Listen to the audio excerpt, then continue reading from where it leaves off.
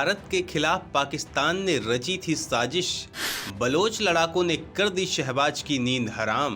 अब पड़ोसी देश पढ़ रहा है पीएम मोदी के कसीदे। कहा जाता है कि अगर नियत साफ ना हो तो कोई भी काम सफल नहीं हो सकता है। चीन ने दुनिया पर राज करने के लिए बेल्ट एंड रोड स्कीम पर काम करना शुरू किया। उसने अपनी इस स्कीम पर बेतहाशा पैसा खर्च किया है। अपनी इस स्कीम का चीन ने कुछ ऐसा प्रचार किया कि कई देशों को लगा जैसे इस स्कीम से जुड़कर उन्हें बहुत ज्यादा फायदा होने वाला है। वो चीन के बहकावे में आ गए। भिखारी पाकिस्तान को लगा इस स्कीम की वजह से वो माला माल हो जाएगा, लेकिन देखते ही देखते उसके सारे सपने चकनाचूर हो गए। पाकिस्तान को लग रहा है कि वो दुनिया का सबसे बड़ा बेवकूफ है, जो कि वो है भी। वो भारत की तरफ भिखमंगे की तरह देख रहा है। सवाल उठता है पूरा मामला क्या है, क्यों भारत की कामयाबी के चर्चे पाकिस्तान में हो रहे हैं। तो दोस्तों, पाकिस्तान के बलूचिस्तान प्रांत में स्थित है ग्वादर बंदरगाह, और ये वो हिस्सा है जहां पर प्राकृतिक गैस और तेल का भंडार सबसे ज्यादा है। चीन पाकिस्तान इकोनॉमिक कॉरिडोर के तहत इसे चीन ने काफी सोच समझकर अपने लिए चुना था।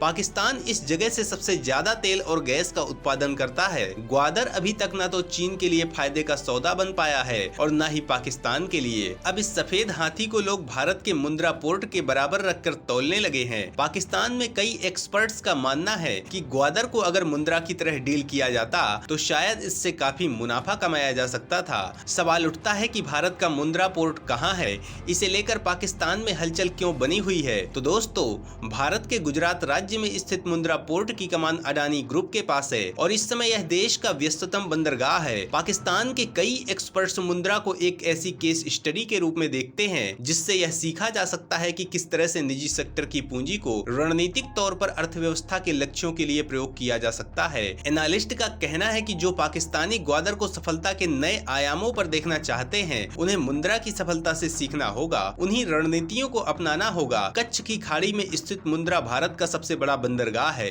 यह बंदरगाह एक साल में 150 लाख टन कार्गो को हैंडल करता है। साल 1998 में इसका संचालन शुरू हुआ था।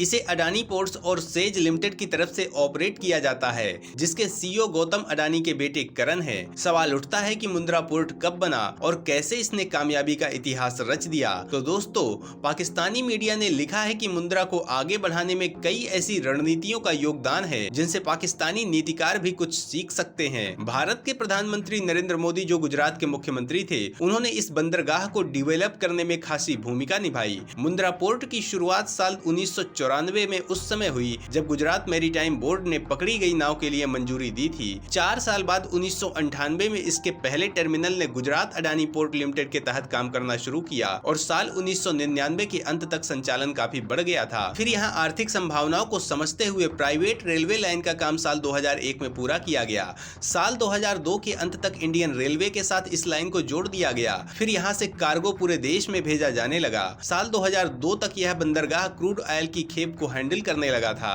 साल 2003 के अंत तक यह एक स्पेशल इकोनॉमिक जोन बन गया। आज मुंद्रा पोर्ट के पास 2 दर्जन से ज्यादा वेयर हाउस हैं, जिनकी क्षमता 1,37,000 स्क्वायर मीटर है। यहाँ पर गेहूं, चावल, फर्टिलाइजर और दूसरे सामानों को लादा और उतारा जाता है। साथ ही यहाँ पर गेहूं और चावल की सफाई के लिए भी सुविधा मौजूद है।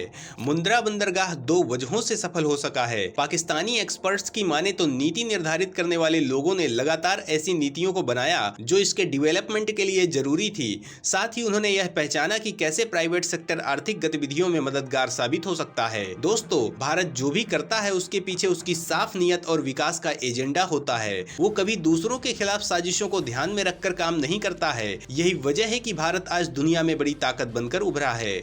दोस्तों, इस पोर्ट को संभालने का जिम्मा अडानी ग्रुप के पास है और अडानी ग्रुप दुनिया में पोर्ट के मामले में बहुत बड़ी कंपनी है। हाल में ही इस ग्रुप ने इजराइल के हैफा बंदरगाह को खरीदकर दुनिया को चौंकाया था। ये बंदरगाह रणनीतिक रूप से देश के लिए बेहद खास है। इसके जरिए हिंद महासागर पर भारत अपनी पकड़ मजबूत कर रहा है। सवाल उठता है कि इससे भारत को हिंद महासागर में मजबूती कैसे मिलेगी। चीन के सिल्क रूट के लिए ये भारत का जवाब क्यों माना जा रहा है। तो दोस्तों, भारत चीन के सिल्क रूट को टक्कर देने के लिए प्राचीन मसाला मार्ग पर दांव लगा रहा है। यही वजह है कि भारत ओमान के साथ अपनी दोस्ती को मजबूत कर रहा है, जो मसाला मार्ग का प्रमुख पड़ाव था। भारत के केरल राज्य से मसाले ओमान के मस्कट तक जाते थे। भारत से मसाला खरीदकर अरब व्यापारियों ने भी जमकर पैसा कमाया था। रोमन साम्राज्य भी भारत से मसाले आयात करता था। केरल से मसालों का निर्यात 600 ईसा पूर्व तक पुराना है।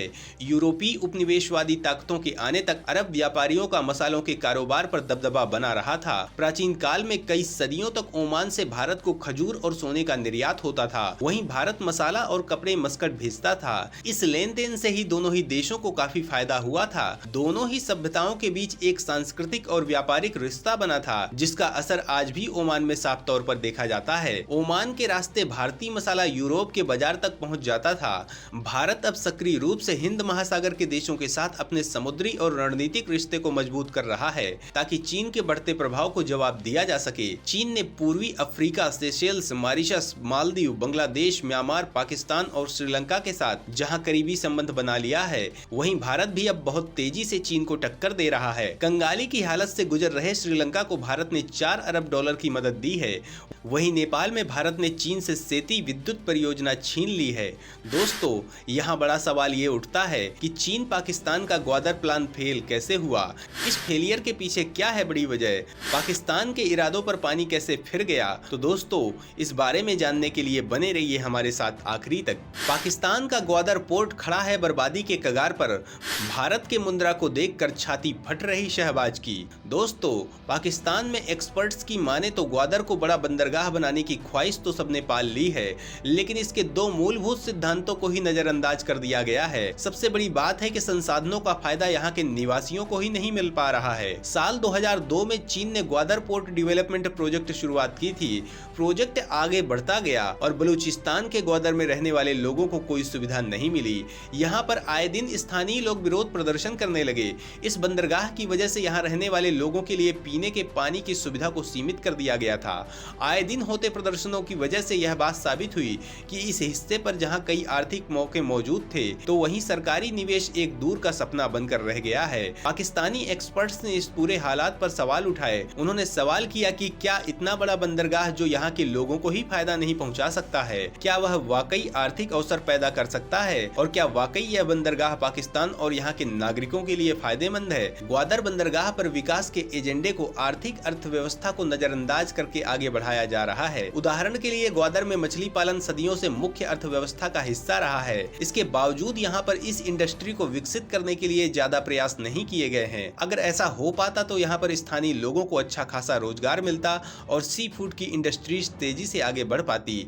इसकी वजह से यहाँ पर दूसरे उद्योग भी विकसित हो सकते थे। इसके अलावा बलूचिस्तान में राजनीतिक अस्थिरता ने भी ग्वादर को चौपट करने में कोई कसर नहीं छोड़ी। इसके अलावा आजकल यहाँ पर मौसम भी खराब बना हुआ है। बारिश के बाद बाढ़ ने हालात बेकाबू कर दिए हैं। एक्सपर्ट्स के मुताबिक गुजरात के मुंद्रा पोर्ट का विकास अगर हुआ है तो उसकी सबसे बड़ी वजह है इसे राज्य के विकास के साथ आगे बढ़ाया गया। मुंद्रा को पाक विशेषज्ञ गुजरात के विशाल डेवलपमेंट का आदर्श मॉडल तक करार देते हैं, जिसे ग्लोबल अर्थव्यवस्था के साथ मिलाकर आगे बढ़ाया गया है। जबकि ग्वादर बंदरगाह के साथ यही बात गायब नजर आती है। दोस्तों, सवाल उठता है कि बलोच लड़ाके किस तरह ग्वादर पोर्ट और चीन के बेल्ट एंड रोड के लिए मुसीबत बन गए हैं। बलोच के सामने पाकिस्तान ने हार क्यों मान ली है? तो दोस्तों, पाकिस्तान को आए दिन अपने ही हिस्से के लोगों का विद्रोह झेलना पड़ रहा है। यहाँ तक कि अब चीन का पाकिस्तान में खरबों डॉलर का निवेश खतरे में आ चुका है। इसका आखिरकार खामियाजा पाकिस्तान को ही भुगतना पड़ सकता है। दरअसल हो ये रहा है कि दशकों से पाकिस्तान से अलग खुद को आजाद देश के तौर पर बनाए जाने की मांग कर रहे बलूच विद्रोहियों की मांग अब हिंसक हो चुकी है। हिंसा के लिए बलोच सीधे पाकिस्तानी सेना पर ही हमला नहीं कर रहे, बल्कि छांट कर उन हिस्सों पर हमला कर रहे हैं जहां चीन का कोई बड़ा निवेश हुआ है और कोई सड़क या पुल तैयार हो रहा है। बलूच निर्माण स्थल पर सामान पहुंचने में भी रुकावट डाल रहे हैं। ऐसी कई घटनाएं हुई हैं और पाकिस्तानी सेना को एक भीषण हमले में अपने 7 जवान गंवाने पड़े थे। ये जवान चीन के इकोनॉमिक कॉरिडोर की सुरक्षा में लगे थे। इस घटना के बाद चीन और पाकिस्तान की आंतरिक बातचीत भले ही सामने नहीं आई, लेकिन पैसों को दांत से पकड़ने वाले चीन के गुस्से के बारे में अनुमान लगाना खास मुश्किल नहीं है।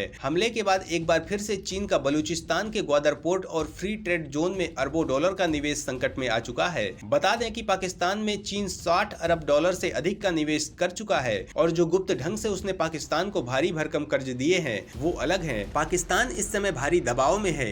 इधर दुनिया के सामने पाकिस्तान से गलबहियां करता चीन चाहकर भी कुछ कर नहीं पा रहा है। इसकी वजह यह है कि बलूच विद्रोह पाकिस्तान का एकदम आंतरिक मुद्दा है। सवाल ये भी उठता है कि बलूचों की मांग क्या है, वो पाकिस्तान से अलग क्यों होना चाहते हैं? तो दोस्तों, बलूच लोगों का मानना है कि भारत से अलग होने के बाद पाकिस्तान ने सिंध और पंजाब प्रांतों का तो विकास किया, लेकिन बलूचिस्तान पर कभी ध्यान ध्यान नहीं दिया। नतीजा ये रहा कि बलूच शिक्षा, रोजगार और हेल्थ तक में काफी पीछे रहे। यही देखते हुए 70 के दशक में बलूच आजादी की मांग काफी तेज हो गई। इसे दबाने के लिए पाकिस्तान की तत्कालीन भुट्टो सरकार ने आक्रामक तरीका अपनाया। पाक सेना वहां आम बलूच नागरिकों को भी मारने लगी। अनुमान है कि सेना और बलूच लड़ाकों के बीच हुए संघर्ष में साल 1973 में लगभग 8000 बलूच नागरिक लड़ाकों की मौत हो गई थी।